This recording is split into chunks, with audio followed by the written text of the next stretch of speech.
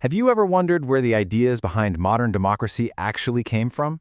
Well, back in 1690, a single book was published that basically contains the intellectual DNA for almost every democracy we see today.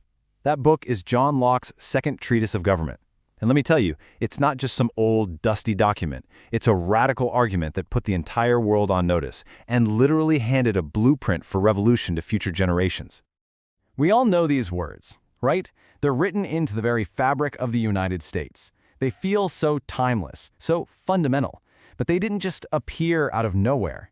No, they are the direct descendants of a revolutionary philosophical argument that had been brewing for nearly 100 years. An argument that would totally redefine what power and freedom even mean. So, to find the source code for modern liberty, we have to travel back in time. We have to meet the philosopher who dared to ask what was probably the single most dangerous question of his era.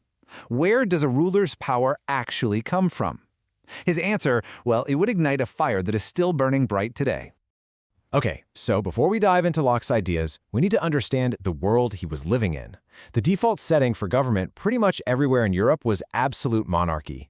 And this system was propped up by a really powerful idea, one championed by thinkers like Sir Robert Filmer, the divine right of kings. The theory was super simple. A king's authority to rule came directly from God.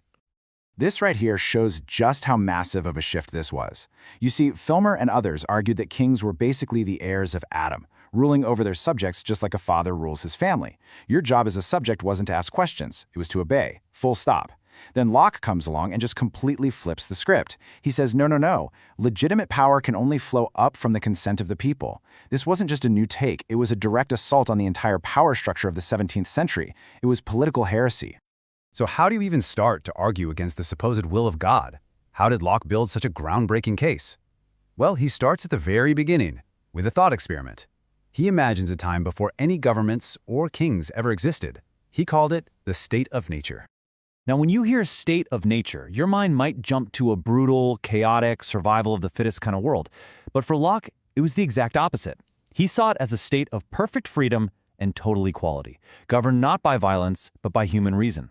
He believed that this law of nature teaches all of us that since we're all equal and independent, nobody should harm another person's life, health, liberty, or property. Okay, so if the state of nature is so free and rational, why would anyone ever want to leave it? Well, Locke pointed out some pretty major inconveniences. I mean, think about it. If there are no shared written laws, who gets to decide what's right and wrong in a dispute? If there are no neutral judges, how do you settle arguments fairly? And even if you could get a fair judgment, who has the power to actually enforce it?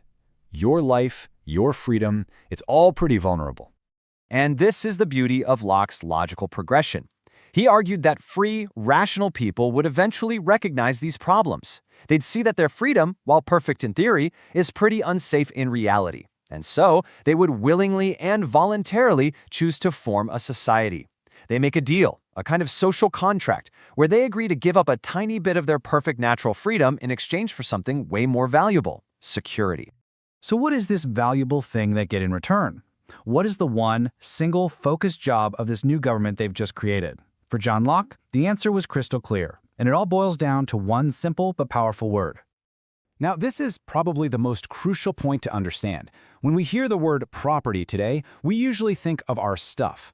Our house, our car, our land, but for Locke, property was so much bigger than that. He used it as a kind of shorthand for everything that is properly yours: your life, your liberty, and your possessions. It's the whole package of your natural individual rights.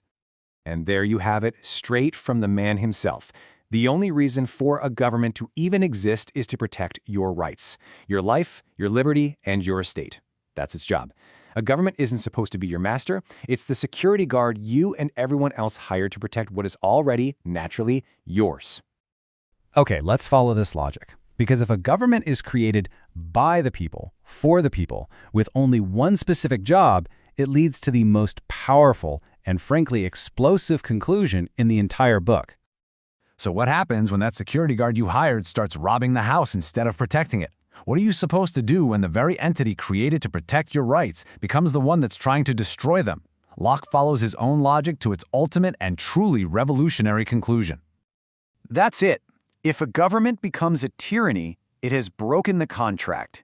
It has violated the people's trust and essentially declared war on them. And at that exact moment, Locke argues, it is no longer a legitimate government, and the people have absolutely no obligation to obey it. The power they loaned to that government goes right back to them, and they are totally free to create a new one that will actually do its job. You have to understand, this wasn't just some abstract philosophical exercise. These ideas became the intellectual fuel for real, world-changing revolutions. They provided the moral and philosophical justification for people to rise up against kings and oppressive regimes.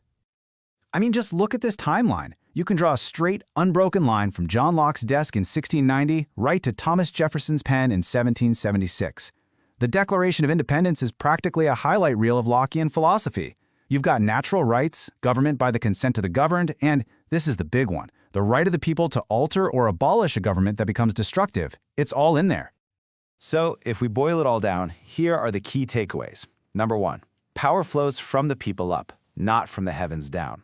Number 2, government is just a tool with one job, protect our rights.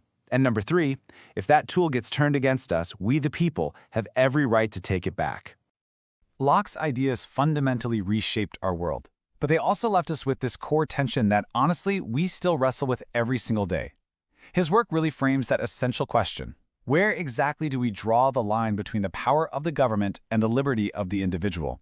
That debate didn't end in the 17th century. It's a living, breathing conversation that's happening right now in our laws, our courts, and our politics. This is for entertainment and educational purposes only.